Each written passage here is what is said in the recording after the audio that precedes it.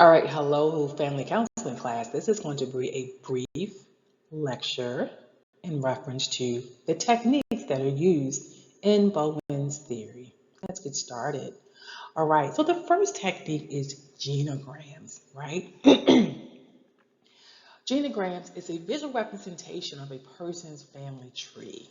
And we know what genograms look like.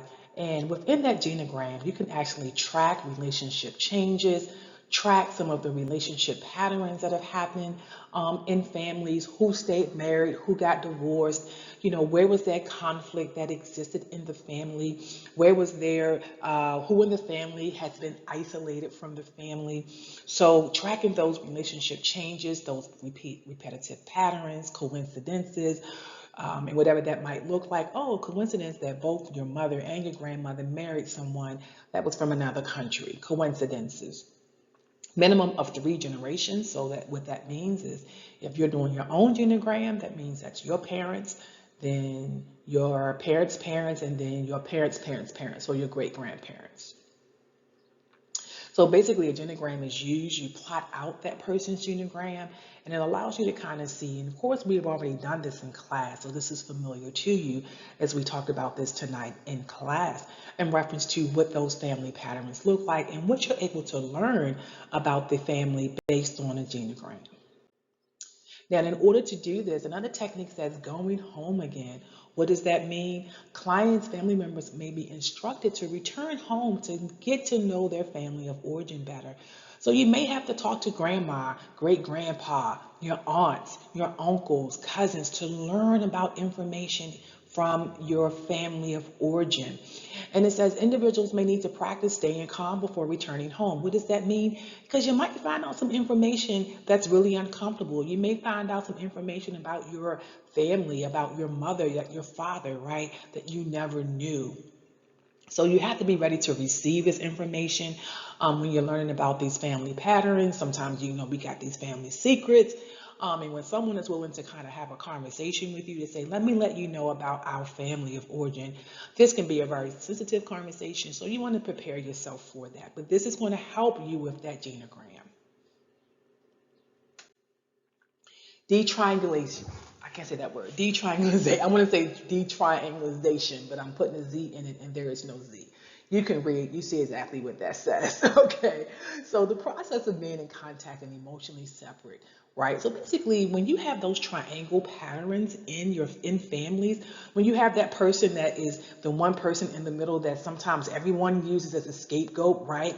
So say for an example, you have a sibling and that sibling is the one that gets in trouble. Maybe they are juvenile delinquent, they've been arrested several times and they're right in the middle, and mom and dad always use them as a scapegoat. Well, you don't spend enough time with your son. Well, you were too hard on your son.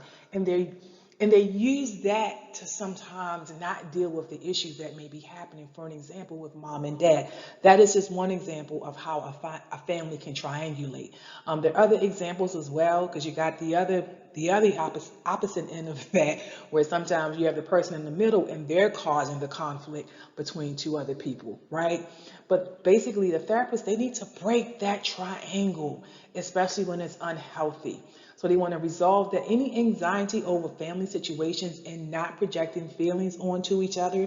So we want to help them to do that, and we want to help them to separate themselves from becoming the focus when tensions or anxiety arises in the family. So in other words, we want to avoid scapegoating or blaming. As an example that I just gave, when you have the child in the middle and mom and dad are constantly fussing, and then using that child as a scapegoat. But reality, mom and dad have some deeper issues than this, and it goes way beyond this child. But they're just kind of projecting it onto the child, putting that child in the middle of their issue. So the therapist wants to help with that situation, and we want to detriangulate that situation. Person-to-person relationships, helping family members to relate to each other about each other without talking about others or about impersonal issues. So here, what we want family members to do basically is we want them to have conversations with each other, right? And those conversations don't always have to be about the actual issues that's going on, right? help them to actually relate to each other, to learn about each other. For an example, the book says this: a father may ask his son, "Your actions remind me of myself when I was your age." In return, the son may say, "I really don't know much about you when you were a boy. Tell me about you when dad. How were you growing up? What was life like for you?"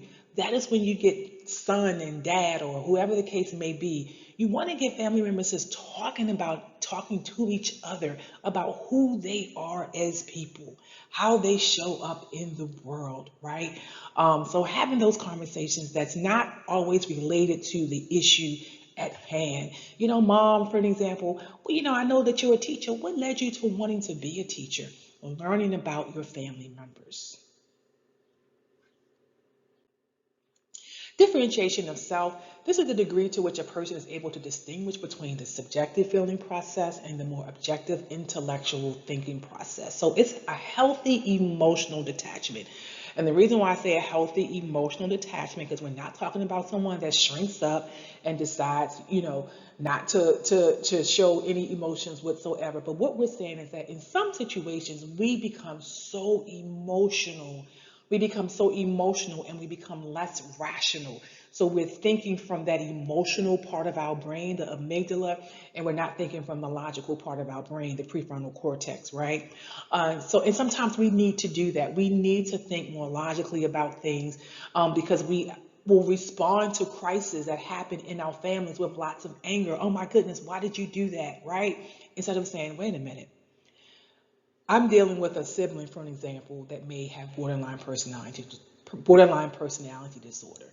And with that disorder, this is the way that my sibling tends to process and to treat people when they are on the side of when they're dealing with their illness, right?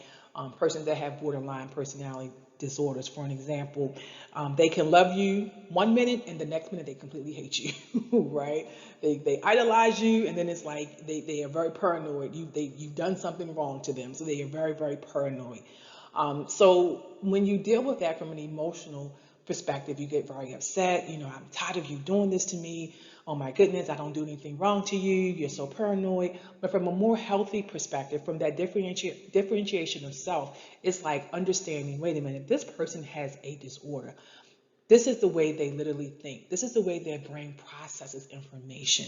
Let me take a step back, and think about that before I respond to this situation. So it's being able to maintain a level of objectivity. So the therapist can help the clients to achieve this differentiation of self.